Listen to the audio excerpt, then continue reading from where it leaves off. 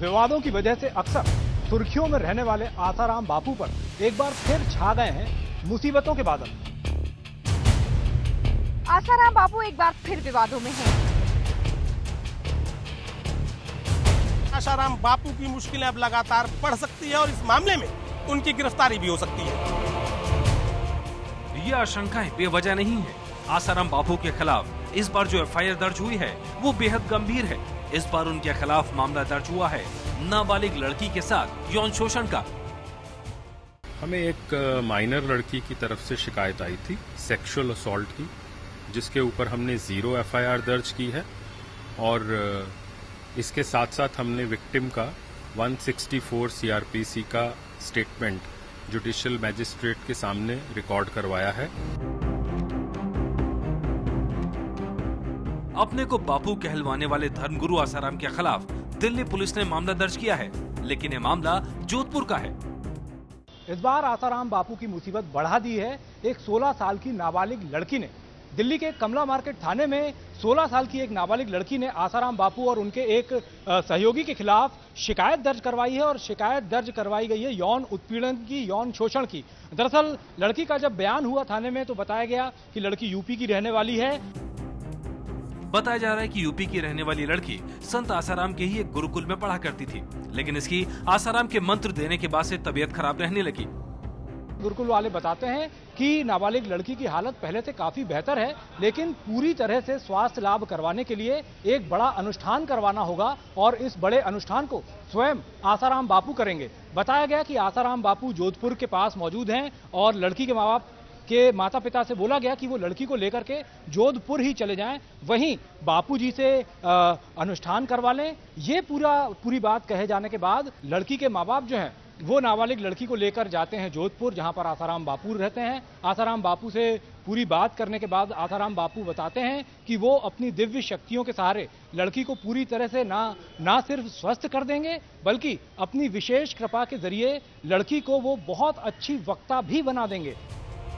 पीड़ित के परिवार का आरोप है कि उन्हें झांसा देकर जोधपुर बुलाया गया और फिर साजिश रचकर लड़की को परिवार से अलग किया गया।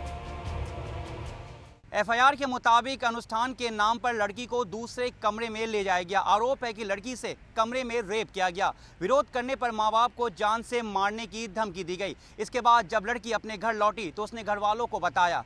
घर वालों को मालूम चला कि आसाराम दिल्ली में है और रामलीला मैदान में 3 दिनों का कैंप चल रहा है, जिसके बाद घर वाले दिल्ली आए। ये सारे वो आरोप हैं जो लड़की और उसके परिवार की तरफ से लगाए गए, जिसके बाद दिल्ली पुलिस ने 0 एफआईआर दर्ज की। लेकिन सवाल ये है कि मामला कई दिन बाद क्यों खुला। परिवार का दावा है कि वो आसाराम से मिलने के लिए दिल्ली पहुंचा था। आसाराम बापू की 0 एफआईआर के मामले में दिल्ली पुलिस सूत्रों का कहना है कि शिकायतकर्ता को ये पता चला था कि आसाराम बापू 3 दिनों के लिए दिल्ली आ रहे हैं और इस सूचना के आधार पर शिकायतकर्ता अपने माता पिता के साथ दिल्ली आ गई। परिवार दिल्ली पहुंचा था आसाराम बापू से मिलने के लिए, क्योंकि यहां दिल्ली के रामलीला मैदान में 18 और 19 तारीख को उनका कार्यक्रम था और ये परिवार दिल्ली आया था इस उम्मीद से कि यहां पर उनसे मुलाकात हो पाएगी, लेकिन आसाराम बापू से मुलाकात नहीं हो पाई और अंततः ये परिवार दिल्ली में 0 एफआईआर दर्ज कराकर चला गया है। ये जो आप सामान देख रहे हैं ये सभी उसी कार्यक्रम से निकला हुआ सामान है, टेंट और बाकी जो चीज़ें हैं जो कि आसाराम बापू के कार्यक्रम के लिए यहाँ पर लाई गई थी। ये ट्रक है गुजरात से आया हुआ जो कि पूरी सामग्री जो होती है कहीं पर भी कार्यक्रम होता है आसाराम बापू का लेकर चलता है। आप देख सकते हैं उसमें आसाराम बापू के पोस्टर्स भी अभी लगे हुए हैं। यहाँ आकर उसने देखा कि आसाराम बापू रामलीला मैदान में नहीं थे तो कमला मार्केट थाने चली गई, जहाँ उसने इस संगीन वारदात की जानकारी पुलिस अधिकारियों को दी। पुलिस अधिकारियों ने शिकायतकर्ता का मेडिकल चेकअप कराया, उसके बयान सक्षम प्राधिकारी के सामने नोट कराए और फिर मामले को 0 एफआईआर के तौर पर दर्ज किया गया। क्योंकि मामला जोधपुर में घटित हुआ था, लिहाजा दिल्ली पुलिस ने मामले की 0 एफआईआर जोधपुर पुलिस को भेज दी है। यह दिल्ली का कमला मार्केट पुलिस थाना जो दिल्ली के रामलीला मैदान से कुछ ही दूरी पर है। दिल्ली पुलिस को जब पता चला तो मामले की गंभीरता को देखते हुए तुरंत ही 0 एफआईआर दर्ज की गई, जिसमें धारा 376, 342 और 506 के तहत केस दर्ज किया गया। 0 एफआईआर का मतलब होता है कि जिस थाना क्षेत्र में ये एफआईआर काटी गई है उस इलाके में अपराध घटित नहीं हुआ है, लेकिन शिकायतकर्ता ने अपनी शिकायत वहीं दर्ज कराई है। 0 एफआईआर दर्ज करने के बाद संबंधित थाना इस एफआईआर को उस इलाके के थाने को भेज देता है जहां अपराध घटित हुआ होता है। जिस इलाके में यह अपराध घटित हुआ होता है वहां का थाना इस मामले में FIR नंबर डालकर आगे की कार्रवाई शुरू करता है। मसलन यदि उसे गिरफ्तारी करनी है या कोई जांच करनी है तो आगे की सारी कार्रवाई वही थाना करता है जहां अपराध घटित हुआ होता है। जीरो FIR का मतलब यह है कि टेरिटोरियल जुरिस्डिक्शन अगर न भी हो तो मामले की गंभीरता को देखते हुए उसका कॉग्निजेंस लिया जाता है भारत देश में कहीं भी, और उसके बाद उसे अप्रोप्रिएट पुलिस स्टेशन में ट्रांसफ़र कर दिया जाएगा। तो ये जीरो FIR जो दिल्ली में दर्ज हुआ है, ये जिस जगह गुनाह हुआ है उस जगह ये फाइल FIR की, और जो भी कागजात हैं, लड़की का बयान या जो भी मुतल्लिका डॉक्यूमेंट हों, वो सारे उस पुलिस स्टेशन में भेज दिए जाएंगे जिसको टेरिटोरियल जुरिडिक्शन लागू होता है। दिल्ली पुलिस की टीम में मामला जयपुर लेके जाएगी, जहां आगे की कार्रवाई होगी। पुलिस के पास किसी लड़की ने कोई रिपोर्ट दी हो, इस तरह की कोई बात अभी तक सामने नहीं आई है। अगर कोई रिपोर्ट कोई ऐसी आएगी तो हम बिल्कुल नियमानुसार कार्रवाई करेंगे। संत आसाराम ने तो खुद तो कुछ नहीं कहा, पर उनकी प्रवक्ता नीलम दुबे इन सभी आरोपों को गलत बता रही हैं। उनके मुताबिक सारे आरोप निराधार हैं, जो जांच में ठहरेंगे नहीं। ये मैं नहीं जानती, उसको आज की डेट में मैं नहीं जानती, उस लड़की को भी मैं नहीं जानती, लेकिन ये खबर बिल्कुल गलत है। कोई भी, वो भी नाबालिग, जबकि बापूजी खुद बच्चियों को जिस तरह से समझाते बुझाते हैं, दीक्षा देते हैं, संस्कार देते हैं, उसमें ये चीज एग्जिस्ट ही नहीं करती। और बापू कभी अकेले रहते ही नहीं है। बापू के साथ अगर आप 24 घंटे बापू को ऑब्जर्व करें तो बापू कभी अकेले रहते ही नहीं है। तो जब बापू अकेले ही नहीं है, कभी पूरे ग्रुप में रहते हैं, लाखों लोग होते हैं, हजारों लोग होते हैं, हजारों लाखों लोगों के बीच में ये मामला हो भी कैसे सकता है, जरा ये सोचिए आप। पर कानून के जानकार मानते हैं कि जिन धाराओं में मामला दर्ज हुआ है वो बेहद गंभीर है। अगर जांच में ये आरोप सच निकलते हैं तो संत आसाराम की पूरी जिंदगी जेल में गुजर सकती है। पुलिस के पास ये भी अधिकार है कि वो संत आसाराम को तुरंत गिरफ्तार कर सके।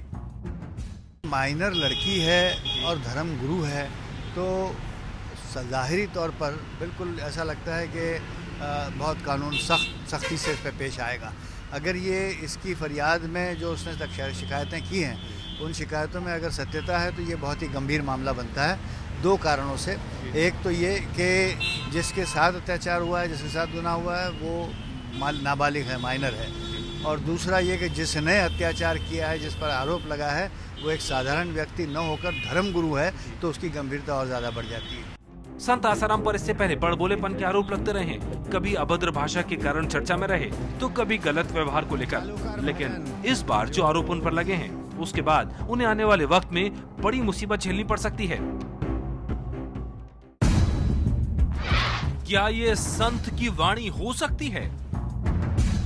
भगवान का नाम लेकर हाथ पकड़ती, पैर पकड़ती, इतना दुराचार नहीं होता। गलती एक तरफ से नहीं होती। क्या ये धर्म गुरु का प्रवचन हो सकता है? गुरु दीक्षा ली होती तो बॉयफ्रेंड के साथ पिक्चर देखकर जिस किसी बस में घुसती है। क्या अध्यात्म सिखाने का यही तरीका है? 6 शराबी थे, 5 या 6 जो भी थे, भगवान का नाम लेती और एक का हाथ पकड़ती, तेरे को तो मैं भाई मानती। भगवान का नाम लेकर हाथ पकड़ती, पैर पकड़ती, इतना दुराचार नहीं। ये सारे सवाल राजस्थान की टोंक में 6 जनवरी 2013 को दिए उपदेश के बाद उठ खड़े हुए थे। ये उपदेश बाबा आसाराम ने दिल्ली में गैंगरेप की घटना के बाद दिए थे। उस वक्त बाबा ने एक और डर जताया था। मेरा सत्संग सुप्रीम कोर्ट के, हाई कोर्ट के जज सुनते हैं सज्जन लोग, तो मेरी अपील पहले कर चुका हूँ, फिर से दोहराता हूँ, मीडिया वाले भी मेरी बात पहुँचाएंगे। ऐसा पुरुषों के खिलाफ कोई ऐसा कानून न बने कि झूठे केसों में बेचारे पुरुष घसीटे जाएं, तो उसमें माया भी तो दुखी होगी। जैसा डर था, कुछ वैसे ही आरोप अब लगे हैं बाबा आसाराम पर। वैसे आसाराम अपने तौर तरीकों को लेकर हमेशा विवादों में रहे हैं। खुद को बापू कहने वाले आसाराम कब और किसका माहौल उड़ाने लग जाएं, ये किसी को अंदाजा नहीं होता। बापू, आई लव यू। क्या हिंदी में बोलो। और मम्मी बापू को बहुत प्यार करती है। और बापू तुम्हारा क्या लगता है? बापू मेरा पापा है। आए है। आसाराम बापू की टिप्पणियां सिर्फ धर्म पर ही नहीं होती, बल्कि राजनीति के मैदान पर उनकी टिप्पणियां कई बार हलचल पैदा कर चुकी हैं। राहुल भैया, जरा बबलू पने से ऊपर उठो। जयराम जी की बबलू, अब प्राइम मिनिस्टर होने के सपने देख रहे हो बबलू।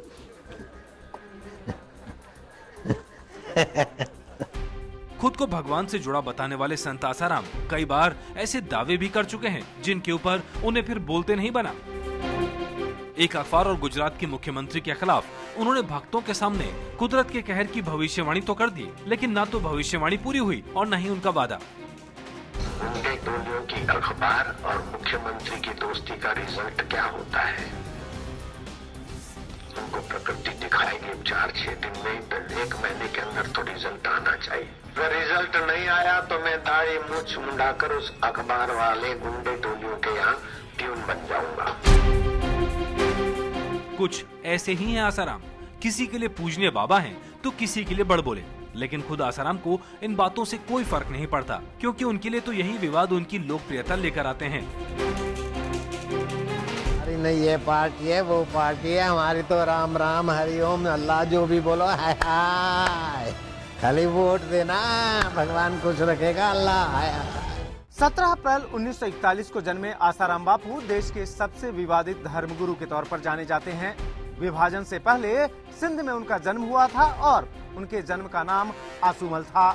कहा जाता है कि उन्होंने वृंदावन के स्वामी लीला शाह महाराज से दीक्षा लेकर भक्ति की राह चुनी। संत आसाराम की वेबसाइट के मुताबिक उन्होंने हिमालय की चोटी से लेकर पूरे देश भर की खाक छानी, लेकिन उन्हें बोध की प्राप्ति हुई माया नगरी मुंबई में।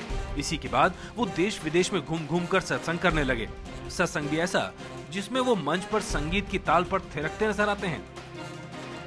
जोगी रे हम तो लुट गए तेरे प्यार, चालू कर भजन।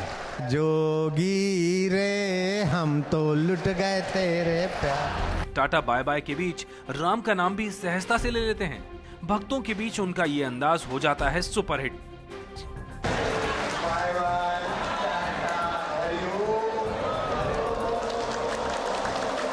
पिछले 5 सालों से वो लगातार किसी न किसी विवाद में उलझे रहे हैं। इन विवादों के चलते संत आसाराम इस दौर में विवादों के बापू बन गए हैं।